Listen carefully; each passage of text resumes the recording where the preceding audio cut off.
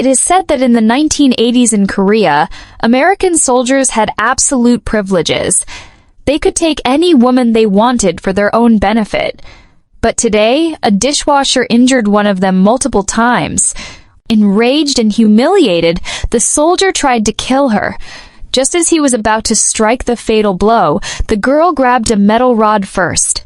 In the next second, the restaurant owner arrived. Seeing what was happening, instead of handing over the girl, he suddenly grabbed the soldier's hands. After noticing the girl's injured fingernail, he mysteriously gave her the nickname Fingernail. One day, the girl, holding a sharp blade, appeared outside the bathroom door. A deadly fight broke out. It turned out the restaurant owner belonged to an underground group that eliminated criminals who escaped justice. Years later, a bald man not only spat on a pregnant woman, but took advantage of her while others stood by. What he didn't know, an old man in the next car had opened a book, with the man's photo hidden inside. As the train approached the station, the old man pulled out a hairpin, joined the crowd, and walked up to him. Then, as the train braked, he injected a poison dose. The old man calmly left with the crowd. The man's death had nothing to do with him. That old man was the same girl, Fingernail. She is now older. Despite being over 50, her skills were as sharp as ever, but a new recruit didn't respect her. Even when she entered the headquarters, he kept provoking her. Even when the group leader, Mayor Sunday, tried to recruit him, he rudely refused. But Mayor Sunday just smiled. Trying to kill a legend like Fingernail? That was a fantasy. The camera turned. Her hairpin was already pointed at the recruit's ear. That message was clearly for Mayor Sunday. She had returned to complete a mission to eliminate a traitor named Mad Bull. Mad Bull had disguised a murder as an accident, but left a witness and was caught on camera. In their group, exposure meant death. Fingernail, though, decided to kill him herself. They began a chase. A motorcycle suddenly appeared and blocked her path, possibly helping Mad Bull escape. But she turned off her lights, took a shortcut, and stopped his bike. To be sure, she checked his body. No breath. But just as she tried to move him, he woke up. Mad Bull knew her weak points. She had a deep wound from earlier. His every move brought pain.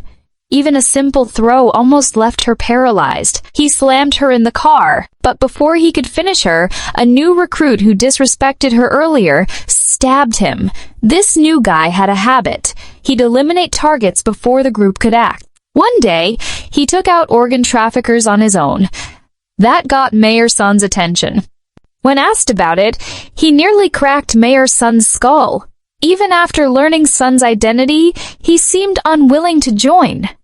To prove himself, he took a mission. Kill a rich man and bring back his ring. He not only strangled the man, but he cut off all 10 fingers and brought them too. He became Mayor Sun's favorite. But now, for the group cleanup job, he volunteered to help Fingernail even if just as backup. This was supposed to be a regular assassination.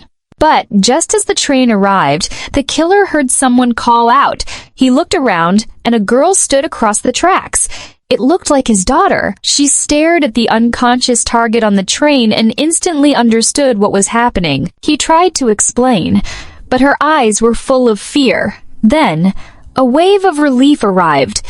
It wasn't his daughter, just a student her age. But she'd seen his face. That meant death was near. He struggled to escape, but the group had sent someone to silence him. However, Fingernail didn't escape unscathed. She collapsed from blood loss. When she awoke, she was in an unfamiliar room. The doctor there seemed to know her identity. Logically, he should have killed her.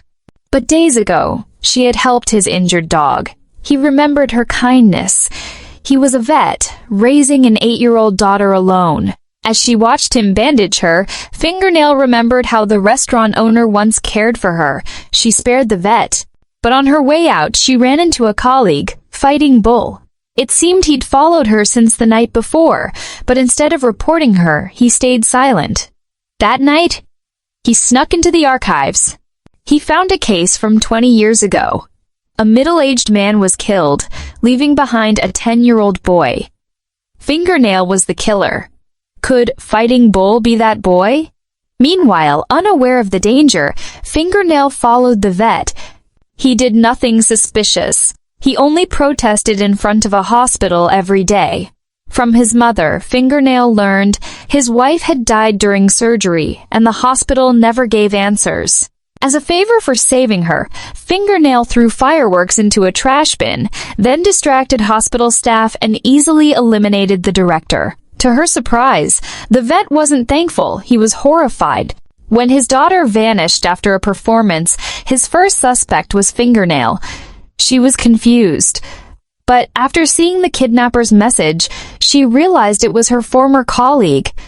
The same night the director was killed, Mayor Sunday gave a new mission: kill the vet. Fingernail wouldn't betray the vet. She used leverage on the organization and discovered that the person who claimed to be the director's son was actually a gambler wearing a fake watch. She got the phone number of the real mastermind. It was Fighting Bull.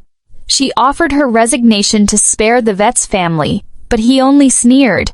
He didn't care for fame. He wanted justice for his mother. While talking, a guest brought flowers. Fighting Bull sneezed.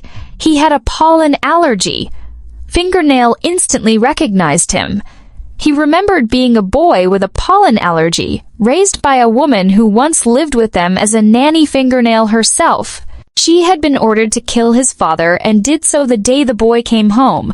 Now grown up, the boy had turned into a killer. To erase the bounty on the vet, Fingernail took one final mission to destroy the core of the criminal group. He insisted Fighting Bull come as backup, but this time, Fingernail didn't sneak in. She walked in publicly, used only a plate as a weapon, and never killed anyone unless necessary. She called Fighting Bull but learned Mayor Sunday never informed him.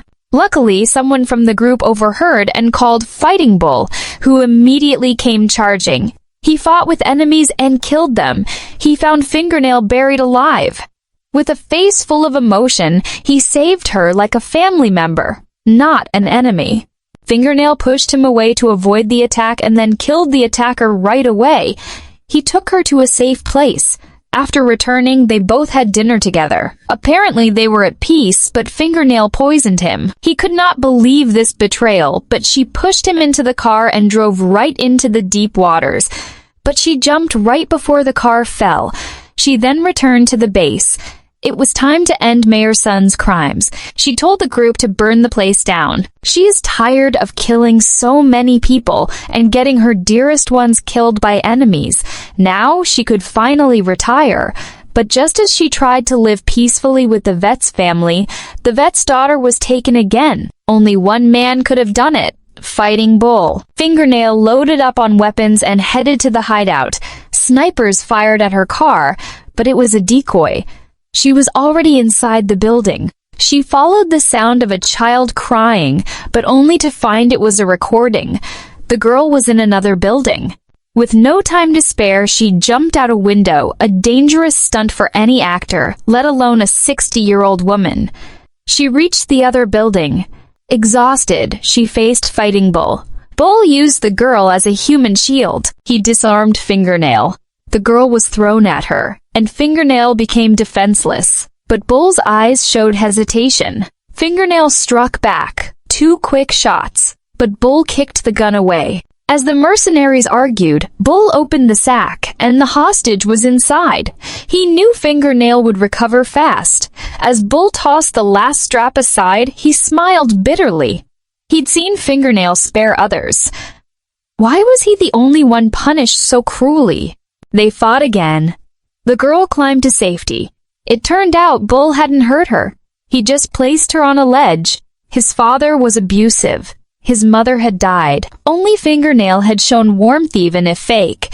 That fake warmth was enough to keep him alive. He never cared about revenge or fame. He remembers Fingernail's only final words: "You deserve more." Now, seeing Fingernail wounded yet still fighting for the girl, Bull lost control. He attacked, but not the heart. He aimed at Fingernail's hand, the one that once comforted him. But Fingernail struck back at her weak spot. Bull died instantly. Fingernail held his body. "Why didn't you tell me earlier?" she asked. Bull uttered his last words, "Just let it be." Later, Fingernail found Bull's drawings. One read, "The one who survives will be you." Because he wouldn't destroy the only warmth he ever knew. And this is how his emotional journey ends. Thanks for watching. Subscribe to Movie Girl for more amazing videos.